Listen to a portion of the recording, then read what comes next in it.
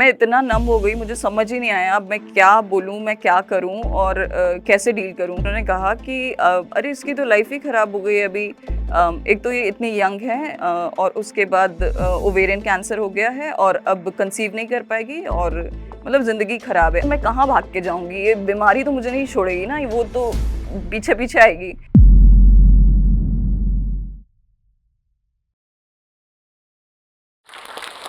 Hello everyone, I am Divya and I am a cabin crew by profession और उसके साथ-साथ मैं एक कैंसर फाइटर भी हूँ और अब एक छोटी-सी यूट्यूबर भी। और मैंने अपना यूट्यूब रिसेंटली इसीलिए स्टार्ट किया था कि जब मैं अपने कैंसर फेज़ से जा रही थी तो मुझे ऐसा लगा कि मैं बहुत अकेली हूँ और कोई मुझे समझ नहीं पा रहा है जैसा मैं फ़ील करती हूँ। तो मैंने सोचा अगर कोई कैंसर सर्वाइवर्स हैं जो इस फेज़ से गुज़र रहे हैं तो उन्हें कभी मैंने जो फेस किया वो उन्हें नहीं करना पड़े। बहुत ही नॉर्मल लाइफ़ चल रही थी। मैं अपनी लाइफ एन्जॉय कर रही हूँ और नॉर्मल लाइफ चल रही है और अचानक से मुझे शार्प एब्डोमिनल पेन होने लगता है जो कि मैं उस टाइम स्पोर्ट्स खेलती थी तो वो स्पोर्ट्स के खेलने के बाद ही होने लगता था। तब मैंने सोचा कि ये क्यों हो रहा है और तब मैंने डॉक्टर को दिखाया तो डॉक्टर ने कहा कि आपको सिस्ट है ओवरीज़ में, जिसकी वज़ह से उन्होंने कहा कि cyst is not a problem, cyst बहुत फीमेल्स को होता है आज के टाइम में, लेकिन प्रॉब्लम ये है कि आपको डर्मॉइड सिस्ट है। जिसकी वजह से उन्होंने कहा कि डर्मॉइड सिस्ट का एक कॉम्प्लिकेशन है कि आगे चल के हो सकता है कि आप कंसीव ना कर पाएँ। उन्होंने कहा कि तो आप एक ही ऑप्शन है अभी आपके पास क्योंकि सिस्ट का साइज़ बहुत ज़्यादा बड़ा नहीं है। उन्होंने कहा है कि आपको 1 साल दे दिया उन्होंने मुझे और उन्होंने कहा कि 1 साल में आप फैमिली प्लान कर लीजिए। एंड आई वाज़ ओनली 24 उस टाइम पे। फिर उन्होंने कहा कि वो जो मेरा पेन था वो स्टिल परसिस्ट कर रहा था। सीटी स्कैन में थोड़ा-सा रिपोर्ट्स में ऐसा कुछ आया कि कुछ तो सस्पिशियस हो रहा है बॉडी में। लेकिन उन्होंने कहा कि हमें उन्होंने डायरेक्टली नहीं बोला बिकॉज़ वो भी श्योर नहीं थे उस टाइम पे कि पता नहीं ये कैंसर है या नहीं है एग्ज़ैक्टली बिकॉज़ मैं बहुत यंग थी तो उन्होंने कहा कि ये चीज़ इतनी यंग एज में तो नहीं हो सकती है। तो उन्होंने कहा कि हम अब इसको एमआरआई करके देखते हैं। मेरे पेरेंट्स को अभी तक नहीं पता है कि मैं ऐसी कोई चीज़ से गो थ्रू कर रही हूँ और जस्ट उन्होंने बोल दिया है कि आपको हम लगा रहे हैं, इंजेक्ट कर रहे हैं। तो that was very scary for me at first place कि ये क्या कर रही हूँ मैं, मुझे नहीं पता कि मैं सही डिसीज़न भी है कि नहीं पेरेंट्स को ना बताना। तो मेरी roommate was there with me so she was very supportive तो हम दोनों ने मिलके वो चीज़ करवा ली। फिर जब वो रिपोर्ट्स आई तो उसके बाद भी फिर डॉक्टर ने क्लियरली तब नहीं बोला, उन्होंने कहा Divya I want to see you immediately और 2 दिन बाद हुआ था ये, मैं फ्लाइट करके ही आई थी और फ्लाइट करने के बाद उन्होंने मुझसे कहा कि आप आके मिलो मुझसे अर्जेंटली। तो जब मैंने जाके मिला तो तब उन्होंने बताया कि दिव्या आपकी रिपोर्ट्स में कुछ कैंसरस है चीज़ें, तो आपको immediately you need to get operated. तो अब आपको डिसाइड करना पड़ेगा कि आपको ट्रीटमेंट अपना कहाँ करवाना है और किन डॉक्टर से करवाना है। तो आप अपनी फैमिली से बात करो एंड इफ यू वांट तो आप अपनी फैमिली को बुला लो, हम बात करेंगे। So then I was like वो जो मोमेंट था ना जब उन्होंने न्यूज़ ब्रेक की मेरे सामने कि कैंसर हो गया है तो इट वाज़ लाइक मैं एक्सप्लेन नहीं कर सकती हूँ। मैं इतनी नम हो गई थी, मुझे समझ ही नहीं आ रहा था कि मैं नेक्स्ट चीज़ क्या बोलूँ? मतलब ऐसा होता है ना लाइफ़ जैसे अपसाइड डाउन हो गई है और आपको नहीं पता है नेक्स्ट स्टेप क्या होने वाली है और पहली चीज़ आपके दिमाग में जो हिट करती है वो आती है am I going to die soon? क्योंकि आपको नहीं पता है कि कैंसर क्या चीज़ है और आपने कभी अपने किसी को क्लोज़ वन्स को नहीं देखा है, तो आपको ऐसा लगता है कि I don't know how to deal with this. और फिर उसके बाद समहाउ आई मैनेज्ड और मैं घर गई और फिर मैंने अपने कंपनी जो है, मैं एरेशा में वर्क करती थी उस टाइम पे, सो उनको बताया कि रिपोर्ट्स ऐसे आई हैं। वो कह रहे हैं कि आपको इमीडिएटली सर्जरी करवानी है। दे रिलीज़्ड मी और फिर मैं नेक्स्ट मॉर्निंग अपने घर चली गई। मैं बताना चाहती हूँ, मैं इंदौर से बिलॉन्ग करती हूँ और फिर वहाँ पे जाके मैं बेल बजाती हूँ। मेरे पेरेंट्स ऐसे स्टन्ड हैं देख के कि मैं क्यों आई हूँ अचानक से, बिकॉज़ मैं हमेशा बता के आती हूँ और कुछ दिन पहले ही मैं घर से गई थी, तो उन्होंने सोचा अभी क्यों आई है ये? फिर उसके बाद मैं गई और फिर उनको बैठ के समझाया अच्छे से कि डॉक्टर कह रहे हैं कुछ कैंसर जैसा है और हम टाइमली अगर ट्रीटमेंट करेंगे तो ठीक हो जाएगा। सो दैट्स व्हेन उनको भी थोड़ा-सा कॉन्फिडेंस आया। So I went to a female gynaecologist, जो कि मैंने सोचा कि शायद फीमेल डॉक्टर होंगी तो शायद अच्छे से समझ पाएँगे वो चीज़ को कि मैं क्या किस चीज़ से गो थ्रू कर रही हूँ। सो दैट्स व्हेन मैं गई पेरेंट्स को लेके और मेरा एक्सपीरियंस कुछ अच्छा नहीं रहा वहाँ पे, क्योंकि जब मैं गई और मैंने उनको रिपोर्ट्स दिखाई, सारी चीज़ें हुई, तो उन्होंने बहुत ही अजीब चीज़ मुझे कह दी, जो कि उन्होंने कहा कि "अरे! इसकी तो लाइफ़ ही ख़राब हो गई है अभी।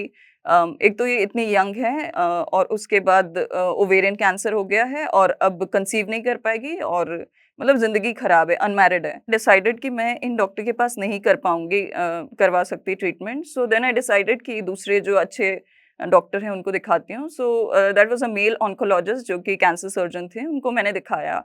और फिर उनको रिपोर्ट्स दिखाए, उन्होंने सारी चीज़ें एक्सप्लेन की मुझे कि क्या सिचुएशन है और कैसे सर्जरी होगी, सारी चीज़ें। फिर उन्होंने बताया कि दिव्या, ये ओवेरियन कैंसर है और आपको दोनों ओवरीज़ के अंदर है, तो हमको आपके रिप्रोडक्टिव ऑर्गन्स सारे निकालने पड़ेंगे।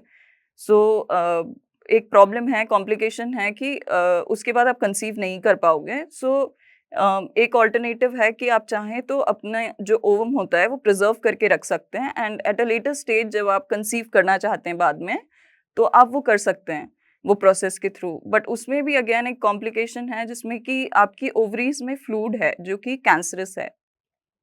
तो वो स्प्रेड होने के चांसेस बहुत ज़्यादा हैं। तो what we can do is, या तो आप उस ऑप्शन पे नहीं जाओ, मतलब वो पर्सनली उन्होंने बताया कि मैं नहीं सजेस्ट करूँगा कि आप उस प्रोसेस के थ्रू जाओ, बिकॉज़ अ, मैं नहीं चाहता कि वो मतलब माइन्यूट सेल्स होते हैं वो तो, और वो पूरी बॉडी में स्प्रेड हो जाएँ। तो देन ही टोल्ड कि आप डिसाइड करो अपने पेरेंट्स के साथ। फिर मम्मी-पापा ने भी सेकंड थॉट नहीं दिया कि मेरी लाइफ से ज़्यादा ये चीज़ें इम्पोर्टेंट नहीं है। तो जिस दिन मुझे एडमिट किया हॉस्पिटल में और हम मेंटली प्रिपेयर्ड होके गए कि अब सर्जरी होना ही है। वो मोमेंट इतना मुश्किल था, बिकॉज़ मुझे नहीं पता है व्हाट्स कमिंग नेक्स्ट, और वो जो स्ट्रेस होता है ना कि क्या मेरी ज़िंदगी पूरी तरीके से बदलने वाली है, क्योंकि वो रिप्रोडक्टिव ऑर्गन्स भी निकालने वाले हैं, तो क्या मेरी रिलेशनशिप्स जो हैं वो भी अफ़ेक्ट करेंगी। बहुत सारी चीज़ें थी जो दिमाग में चल रही थी, और ये भी था कि आई डोंट नो सर्जरी में कैसे होता है ना, मैंने कभी वो फ़ेज़ से नहीं गुज़रा है, तो मैं बोल रही हूँ मुझे ड्रिप भी नहीं लगी, तो मुझे बिल्कुल भी आइडिया नहीं था कि ऑपरेशन थिएटर में जाके भी क्या होगा। तो उन्होंने जब वो सारी चीज़ें की, और जब उन्होंने मुझसे बात की, लेकिन डॉक्टर्स जो थे ना मेरे, बहुत सपोर्टिव और बहुत मोटिवेटिंग थे हमेशा से, कि वो मुझे हर चीज़ एक्सप्लेन करते थे, और मेरे डॉक्टर्स से ना मेरा कनेक्शन हमेशा वन ऑन वन ऐसा रहा है कि उनको पता था कि मैंने अपनी डायग्नोसिस खुद करवाई थी बैंगलोर में, तो उनको पता था कि I am strong enough to handle this. शायद पता होगा थोड़ा बहुत। तो उन्होंने हर चीज़ मुझसे डिस्कस की है, तो मुझे वो जो डिफ़िकल्टी थी ना कि मुझसे कोई बात छुपाई जा रही है, वो चीज़ें नहीं हुई मेरे साथ। Uh, I was confident, but still at the same time वो नई चीज़ थी मेरे लिए। मुझे नहीं पता था कि क्या होने वाला है, मैं क्या ओटी से मैं उठूँगी भी कि नहीं उठूँगी, वो भी मुझे नहीं पता था, बिकॉज़ वो एक बहुत बड़ी चीज़ हो जाती है। तो जब हम लोग ओटी से निकले और जब मुझे रूम में शिफ्ट किया, तो वो पहला दिन था जब आई ब्रोक डाउन, और मुझे तब रियलाइज़ेशन हुआ कि okay, now my life is going to change completely, क्योंकि जब जब तक नहीं होती है ना चीज़ें, तो आप सोचते रहते हो दिमाग में, लेकिन जब वो एक्चुअली हो जाती है, तो it's a very different feeling, और बहुत, बहुत मुश्किल था मेरे लिए वो दिन। और मेरा जो रोना था ना बिल्कुल रुक ही नहीं रहा था। मेरे स्टिचेज़ आए हुए थे, जो कि बहुत फ्रेश थे, स्टिचेज़ भी क्लोज़ टू 30 स्टिचेज़ थे पूरे पेट पे, और वो डॉक्टर ने मना किया था कि आपको रोना नहीं है, बिकॉज़ वो स्ट्रेच होंगे उस टाइम पे। तो लेकिन मेरा रोना रुक ही नहीं रहा है, रुक ही नहीं रहा है, और मेरे मम्मी-पापा दे वर ट्राइंग टू कंसोल मी। उसके बाद फिर मेरी कुछ 15 डेज़ बाद स्टिचेज़ कटने के लिए डॉक्टर ने बुलाया, और फिर उन्होंने मुझे एक्सप्लेन किया कि दिव्या, अब हम कीमोथेरेपी करेंगे। जिसके बारे में मुझे बिल्कुल आइडिया नहीं था कि कीमोथेरेपी क्या होती है, और बस हम मूवीज़ में या टीवी में देखते हैं कि थेरेपी में हेयर फॉल हो जाता है, बट उसके अलावा कुछ चीज़ नहीं पता थी इन डिटेल। सो उन्होंने एक्सप्लेन की सारी चीज़ें, और फिर उन्होंने कहा कि हमको 2 दिन में स्टार्ट करना है। तो then I was like, doctor, मैं तो रिकवर भी नहीं हुई हूँ, पूरा मेरे स्टिचेज़ हील भी नहीं हुए हैं, अभी भी मुझे इतना दर्द है, मैं चल नहीं पा रही हूँ खुद से। और मैंने कहा नहीं, हमको सर्जरी का वो है, प्रोसीजर है दैट 15 डेज़ में हमको कीमोथेरेपी स्टार्ट करनी पड़ती है। सो दैट्स व्हेन जब हम कीमोथेरेपी के लिए गए, उसके बाद जो मेरी फर्स्ट कीमोथेरेपी उन्होंने इंजेक्ट की आईवी के थ्रू, और उसमें क्या होता है कि जैसे ही वो ड्रग्स आपकी बॉडी में इंजेक्ट करते हैं तो मेरी बॉडी उसको ले नहीं पा रही थी और मुझे बहुत ज़्यादा वॉमिटिंग और उसके साथ मुझे सीवियर चेस्ट पेन होने लगा। मुझे लगता है कि वो इतना सीवियर था, मुझे लगता है जो हार्ट अटैक में जो लोगों को फीलिंग आती है ना, वो फीलिंग एग्ज़ैक्ट मुझे आ रही थी और मैं ब्रेथलेस हो रही थी और मुझे समझ नहीं आ रहा था मैं क्या करूँ? मतलब पता नहीं ऐसे मेरी बॉडी पूरी ठंडी पड़ गई है और मेरे मुँह से आवाज़ भी नहीं निकल रही है और मेरे पापा, मुझे आज भी याद है, पापा साइड में खड़े हुए थे और मुझे ऐसा लगा कि these are my last moments और अ, आई थिंक इसके बाद मैं नहीं मतलब मुझसे नहीं हो पाएगा, मैं सर्वाइव नहीं करूँगी। तो मेरे पापा पास में थे, आई जस्ट हग्ड हिम और पता नहीं, आई don't know what happened after that और फिर उन्होंने कुछ इंजेक्शंस दिए, वो ईज़ आउट हुआ सब कुछ, सारी चीज़ें, पेन अ, और फिर धीरे-धीरे बॉडी एक्सेप्ट करने लगी। मेरे साथ ऐसा था कि मुझे बहुत एक्सट्रीम वॉमिटिंग होती थी। अगर मैं पानी भी पीती थी तो मुझे उल्टी आ जाती थी। तो उतना उस लेवल पे होता था तो मैं खा भी नहीं पाती थी कुछ। तो ऐसा था कि फुली कंप्लीटली बेड रिडन थी मैं और मम्मी-पापा ऐसा था कि हमेशा मुझे बेड से उठा के वॉशरूम लेके जाते थे, बिठाते थे, वापस उठा के लेके आते थे या मुझे दवाई भी देनी है तो उनको उठाना पड़ेगा। This went on for like 6 months जब तक मेरी कीमोथेरेपी चल रही है और इस दौरान मतलब पेरेंट्स के बिना आई थिंक हो भी नहीं पाता वो और मेरे सिबलिंग्स के बिना भी नहीं हो पाता। इतना सपोर्ट सिस्टम मेरा आई थिंक इतना स्ट्रॉन्ग था कि मुझे वो चीज़ उतनी महसूस नहीं हुई। मैं हमेशा ना अपने डॉक्टर के यहाँ जाना है जैसे मुझे जिसने कि मुझे मुझे घंटों-घंटों बैठ के सिर्फ़ वो सुनती थी, जो भी चीज़ें मैं फ़ील कर रही होती थी, वो हर चीज़ वो सुन रही होती थी। नॉट बिकॉज़ कि वो मुझे अपना इनपुट दे, जस्ट बिकॉज़ कि मैं जो भी मेरे दिल में है एटलीस्ट मैं शेयर कर सकूँ। तो मुझे लगता है कि कैंसर फ़ेज़ में ऐसा है ना कि आप अगर किसी के लिए कुछ नहीं कर सकते हो ना, just be with them, sit with them और अगर आप थोड़ा-सा भी उनके साथ टाइम स्पेंड करोगे ना, उनको बहुत अच्छा लगेगा। तो जितना भी हो सकता है हमें करना चाहिए मुझे लगता है। मैं कीमोथेरेपी से निकलती हूँ और कीमोथेरेपी से निकलने के बाद मैं इतनी एक्साइटेड हूँ कि मुझे मतलब मैं वेट कर रही हूँ लास्ट कीमो का बिकॉज़ जब हम वो दौर से गुज़रते हैं ना, तो ऐसा होता है कि हमें लगता है ना कि हमें जल्दी से जल्दी अपनी नॉर्मल लाइफ़ पे जाना है। 6th कीमो खत्म होने के बाद मैं सोच रही हूँ कि अभी मेरी लाइफ़ बैक टू नॉर्मल आ जाएगी, अब सब कुछ अच्छा हो जाएगा। सो मेरी 6th कीमो खत्म होने के 1 महीने बाद क्या होता है अचानक से मुझे सीवियर एब्डोमिनल पेन होने लगता है। मतलब मैं बहुत नॉर्मल बैठे हुए हैं घर में हम और बात कर रहे हैं और अचानक से पेन होने लगता है और मैं सोचती हूँ कि शायद वॉक करूँगी तो शायद ठीक हो जाएगा। लेकिन क्या होता है कि और ज़्यादा बढ़ने लग जाता है। फिर मुझे अर्जेंटली आईसीयू में फिर से एडमिट करते हैं और ये मोमेंट मेरे लिए और मेरी फैमिली दोनों के लिए इतना मुश्किल हो गया था बिकॉज़ हम सोच रहे थे कि लाइफ़ तो बैक टू नॉर्मल आने वाली है एंड सडनली यू सी कि इतना ज़्यादा कुछ सीवियर हो जाता है। तो फिर उन्होंने हॉस्पिटल में रख के देखा 10 डेज़ के लिए ऑब्ज़र्वेशन पे, तो उन्होंने कहा कि आपको इंटेस्टाइनल ऑब्स्ट्रक्शन हो गया है अब, जो कि एक साइड इफ़ेक्ट था कीमोथेरेपी का। तो उन्होंने वेट किया 10 डेज़ के लिए, मुझे कुछ खाना नहीं हो रहा था, बस फूड पाइप से दे रहे थे, बाकी कुछ खाना नहीं खाने दे रहे थे 10 डेज़ तक। तो उस दौरान ऐसा था कि मुझे ऐसा लग रहा था कि मुझसे और नहीं हो पाएगा। उन्होंने बताया कि दिव्या, हाँ, we are trying not to do second surgery क्योंकि ऑलरेडी मेजर सर्जरी हो चुकी है एक, तो हम कोशिश कर रहे हैं कि ये ना करना पड़े। बट फिर 10 डेज़ बाद डॉक्टर आए, डॉक्टर ने मुझसे कहा कि Divya, there is a situation now कि अब हमारे पास कोई ऑप्शन नहीं है और हमें ना आपको सेकंड सर्जरी करनी पड़ेगी, जिसमें कि क्या है कि एक कॉम्प्लिकेशन है कि आपकी इंटेस्टाइन्स जो इतनी टैंगल्ड हैं कि हम स्कैन कर रहे हैं, वो रिपोर्ट्स में नहीं आ रहा है, दिख नहीं रहा है proper. So now there is a situation कि हम आपकी बॉडी टेबल पे ओपन करेंगे and then we will see कि अंदर एग्ज़ैक्टली प्रॉब्लम क्या हुई है। और आप एनेस्थीसिया में रहेंगे तो ऑफ कोर्स यू कांट मतलब we can't take your opinion on it. तो उन्होंने कहा कि मैं आपको अभी बताना चाहता हूँ कि देयर इज़ अ पॉसिबिलिटी कि हम एक बैग अटैच करेंगे साइड पे, जिसको कहते हैं स्टोमा बैग। तो आपका जो मोशन है वो उसके थ्रू होने लगेगा। That's when I was like, मैं इतना नम हो गई, मुझे समझ ही नहीं आया अब मैं क्या बोलूँ, मैं क्या करूँ और कैसे डील करूँ? So that's when I like actually give up. मैंने मैंने छोड़ दिया भगवान जी के ऊपर कि अब जो भी करना है ना, जो भी होना है ना, हो जाएगा। अगर नहीं करना है survive, it's okay, I won't survive, जो भी है।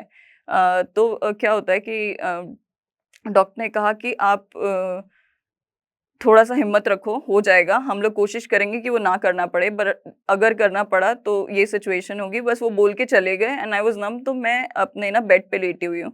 सो अभी कैसा है ना कि मेरी सर्जरी हुई, ये कीमोथेरेपी खत्म हुई थी, तो ऑफ कोर्स मेरे बाल नहीं हैं, आईब्रोज़ नहीं हैं, आईलैशेज़ नहीं हैं, बहुत वीक हूँ मैं। तो मैं लेटी हुई हूँ और मैं सीलिंग को देख रही हूँ। सो अभी क्या होता है कि एक मोमेंट इतना, मुझे नहीं पता आप समझ पाएँगे उस बात को या नहीं, लेकिन जब आप लेटे हुए हो और सडनली आपके घर वाले आपको आवाज़ दे रहे हैं कि तू ठीक है ना? तू ठीक है ना? मुझे समझ में आ रहा है कि मेरी क्या है ना, आईलैशेज़ नहीं थी, तो ऑफ़ कोर्स आप ब्लिंक करते हो तो आप normal, as a normal human को समझ में आता है कि ब्लिंक कर रहे हैं। लेकिन जब आपकी आईलैशेज़ नहीं होती है और आप ब्लिंक करते हो तो नहीं पता चलता है सामने वाले को। सो उनको ऐसा लग रहा है शायद इसको कुछ हो गया है। मैंने एक उस दिन तो मैंने किसी को कोई बात नहीं की, कोई जवाब नहीं दिया, कोई किसी से कुछ बात नहीं कर रहा था। उसके बाद नेक्स्ट डे उस वेरी मोमेंट पे मुझे ऐसा लगा कि I just want to run away from here, मैं कहीं भाग जाना चाहती हूँ, मुझे नहीं करना है, कुछ भी फेस नहीं करना है। अ, उसके बाद क्या होता है कि देन आई रियलाइज़ कि नहीं हो पा मतलब मैं कहाँ भाग के जाऊँगी? ये बीमारी तो मुझे नहीं छोड़ेगी ना, वो तो पीछे-पीछे आएगी। तो देन आई रियलाइज़ कि ओके, अब मैं I will make up my mind और लेट्स गो फॉर इट, और डॉक्टर्स को मैंने सरेंडर कर दिया और फिर हमने वो सर्जरी स्टार्ट की। सर्जरी होके जब मैं आती हूँ ओटी से, मतलब मैं बहुत कॉन्शियस थी उस सर्जरी के बाद, आई डोंट नो हाउ, क्योंकि मेरा दिमाग पूरा उस ट्रॉमा बैग पे था कि अगर वो अटैच कर दिया तो I will be like completely dependent on my parents या सिबलिंग्स पे हमेशा के लिए, बिकॉज़ आप खुद भी बड़े हो रहे हो, आपके पेरेंट्स की भी एज हो रही है धीरे-धीरे, मतलब आप ऐसा सोचते हो ना कि you will be their support system, और अगर आप लाइक लाइफ टाइम के लिए उनके ऊपर डिपेंडेंट हो जाओगे तो देन आई फेल्ट कि नहीं यार, करना पड़ेगा। फिर जब मैं मुझे ओटी से लेके आईसीयू में लेके आए और आई वाज़ वेरी कॉन्शियस कि कहीं बस वो बैग ना अटैच किया हो, जैसे ही मुझे थोड़ा कॉन्शियस हुई मैं, तो लेकिन एनेस्थीसिया का इफ़ेक्ट है, आप हाथ उठाना चाहते हो तो भी आप हाथ उठा नहीं पाते हो। तो मेरे डॉक्टर से मेरा बॉन्ड बहुत अच्छा था, तो उन्होंने आके मुझे कान में आके बोल दिया कि दिव्या, जो आप हम सोच रहे थे ना वो नहीं करना पड़ा है, यू एब्सोल्युटली फाइन और आप जल्दी ठीक हो जाओगे। आई कांट टेल यू कि हाउ हैप्पी आई वाज़, और ऐसी सिचुएशन थी, मुझे लगा कि यार दुनिया की सारी खुशियाँ ना अभी मुझे मिल गई है। तो that was one beautiful moment, जिसकी जो हैप्पी एंडिंग हो जाती है ना, मुझे लगा वो हैप्पी एंडिंग हो गई उसके बाद। और फिर धीरे-धीरे ऑफ कोर्स आप ट्रीटमेंट खत्म होने के बाद अ, भी एक अलग ही डिफिकल्ट फेज़ होता है जब आप दोबारा अपना न्यू नॉर्मल जो जिसको कहते हैं, आप न्यू नॉर्मल स्टार्ट करते हो, अपनी दोबारा लाइफ स्टार्ट करते हो, तो वो एक अलग फेज़ होता है, बट आप इससे निकल गए ना, तो वो तो आप इज़िली डील कर लोगे उन चीज़ों से। तो लास्ट में बस मैं यही कहना चाहूँगी कि अगर आपके कोई अपने या आप खुद इस सिचुएशन से गुज़र रहे हैं, तो बस हिम्मत मत हारिए। आज मैं करके आ गई हूँ, आप भी आई एम श्योर कर सकते हैं। बस एक-दूसरे का सपोर्ट सिस्टम बन के रहो, आई थिंक सब कुछ हो जाता है। आई एम ग्लैड कि मुझे मौका मिला है लोगों तक वो मैसेज पहुँचाने का कि हम अगर हिम्मत से काम लेते हैं, तो चीज़ें ठीक हो जाती हैं। तो आप हिम्मत मत हारना, बस इसी तरह अपनी हिम्मत बनाए रखना और अपने अपनों के साथ सपोर्ट बन के रहना। Thank you so much.